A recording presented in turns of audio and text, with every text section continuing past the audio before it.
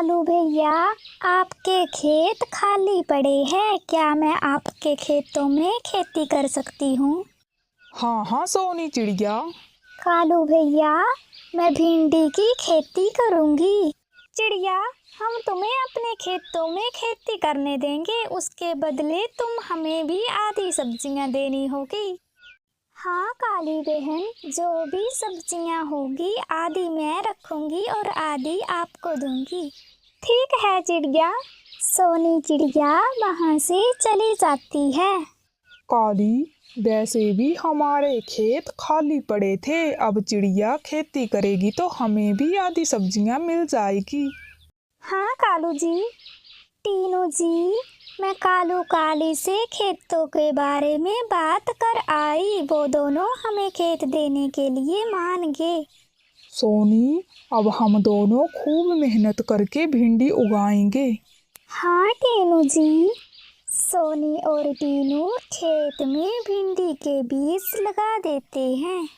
टीनू जी, हमने बीज लगा दिए हैं, अब हम कल पानी देंगे। हाँ सोनी, अब घर जाते हैं। सोनी और टीनू अपने घर जाते हैं। अगले दिन सोनी टीनू नदी से पानी लाकर खेतों में देते हैं। कुछ दिनों बाद उनके खेतों में भिंडी लग जाती है। टीनू जी, हमारे खेतों में सब्जियां लग गई हैं, चलो खेत जाते हैं। हाँ सोनी। टीनू जी, आप खेत जाओ और मैं कालू काली के साथ खेत में आती हूँ। टीनू खेत जाता है और सोनी कालू के घर जाती है। कालू भैया, काली बहन, आज हम खेतों से सब्जियां तोड़ रहे हैं, आप भी मेरे साथ चलो। हाँ चिड़िया, हम आधी आधी सब्जियां बांटेंगे। कालू काली और चिड़िया खेतों में जाते हैं। सोनी और टीनू खेत की सारी भिंडी तोड़ लेते हैं, आधी भिंडी कालू काली को दे देते हैं। टीनू जी, हम दोनों आज ही बाजार में भिंडी बेच देंगे। कालू काली, हम दोनों अपनी भिंडी की टोकरी बेचने बाजार जा रहे हैं, तुम दोनों भी हमारे साथ चलो। चिड़िया, तुम दोनों जाओ, हम बाद में आएंगे। ठीक है काली बहन। सोनी टीनू अपनी टोकरी उठाकर बाजार चले जाते हैं। कालू जी, पूरे खेत हमारे हैं और फसल आधी आधी बांटे, ऐसा नहीं हो सकता। काली, हमारी पहले से ही आधी सब्जियां बांटने की बात हुई थी। कालू जी, अगर चिड़िया ऐसे ही मेहनत करती रही फिर तो वो बहुत अमीर पक्षी बन जाएगी। हाँ काली, ये तो मैंने सोचा ही नहीं। कालू जी, अब बाजार चलो। कालू काली भी अपनी भिंडी की टोकरी उठाकर बाजार जाते हैं। भिंडी ले लो, भिंडी ले लो, ताजी ताजी भिंडी। सॉरी बहन, ये सारी भिंडी आधी आधी करके मुझे और कबूतर को पैक करके दे दो। हाँ हाँ मोर भैया, मैं अभी पैक करती हूँ। सोनी चिड़िया की सारी भिंडी की टोकरी बिक जाती है। कालू भैया, मेरी तो सारी भिंडी बिक गई, अब मैं घर जा रही हूँ। चिड़िया, हमारी भी भिंडी की टोकरी सारी बिक जाएगी। हाँ काली बहन। चिड़िया और टीनू वहाँ से चले जाते हैं। कालू जी, ये चिड़िया बड़ी चूं चूं करती है। हाँ काली, अब हम इसे खेत में खेती करने के लिए नहीं देंगे।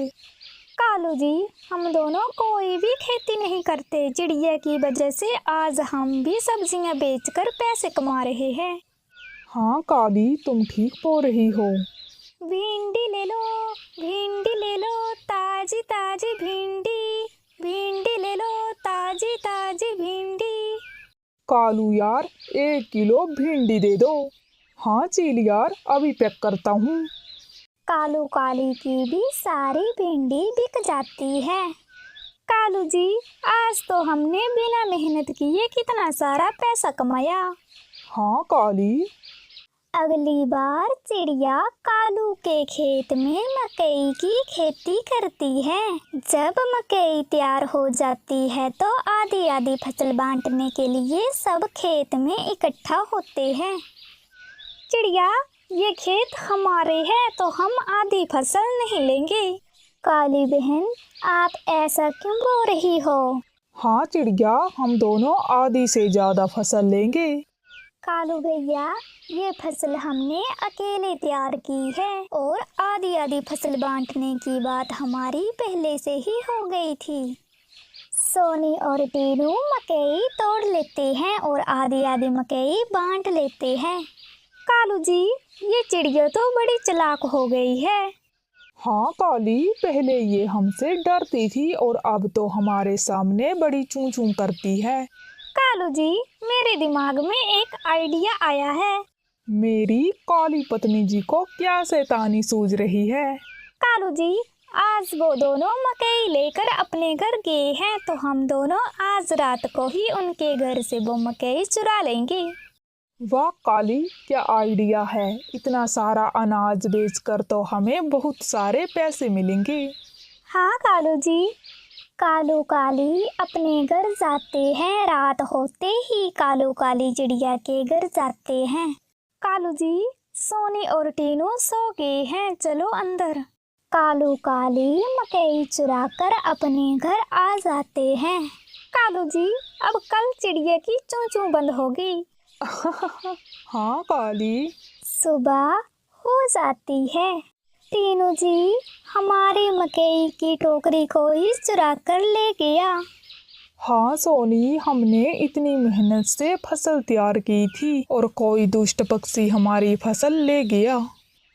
टीनू जी, अब हम अपना गुजारा कैसे करेंगे? टीनू जी, कल कालू काली बड़े बोल रहे थे, कहीं उन दोनों ने तो नहीं चुराई? नहीं सोनी, वो दोनों ऐसा क्यों करेंगे, उनके पास तो इतना अनाज है। हाँ टीनू जी। कालू जी, आज तो चिड़िया रो रही होगी। हाँ काली, अब पता लगेगा चिड़िया को कि हमारी बात ना मानने से क्या होता है। हाँ कालू जी। तभी तो उनकी सारी बात सुन लेता है और चिड़िया के घर जाता है। तो चिड़िया को उन दोनों की सारी बात बताता है। वो दोनों कभी नहीं सुधर सकते। सोनी टीनू, तुम्हारी मेहनत खराब नहीं होगी। चिड़िया, मैं कालू के घर के बाहर उनका ध्यान अपनी तरफ करूँगा और तुम दोनों उसकी खिड़की से अपनी अनाज की टोकरी उठा लेना। धन्यवाद तोतू यार। वो तीनों कालू के घर जाते हैं। सोनी टीनू कालू के घर के पास छुप जाते हैं। कालू काली, यहाँ आओ।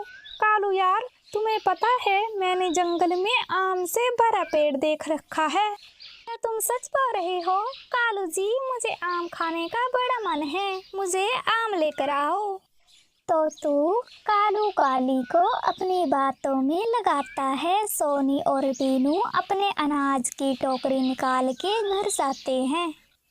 कालू यार, मैं वहाँ जाने का रास्ता भूल गया हूँ, जब याद आएगा तो मैं तुम्हें अपने साथ ले चलूँगा।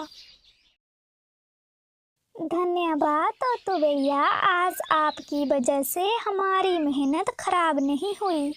कालू जी, उस मोटे तोतू ने हमें बातों में उलझा दिया और वो चिड़िया और उसका पति खिड़की से आकर हमारा चोरी किया गया अनाज ले गए। हाँ काली, वो चिड़िया बड़ी सियानी है। टीनू जी, अब हम कालू काली के खेत में खेती नहीं किया करेंगे।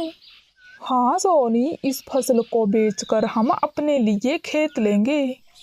सोनी और टीनू अपनी फसल बेच देते हैं और अपने लिए खेत खरीदते हैं। उस दिन के बाद सोनी और टीनू अपने खेतों में खेती करने लगे।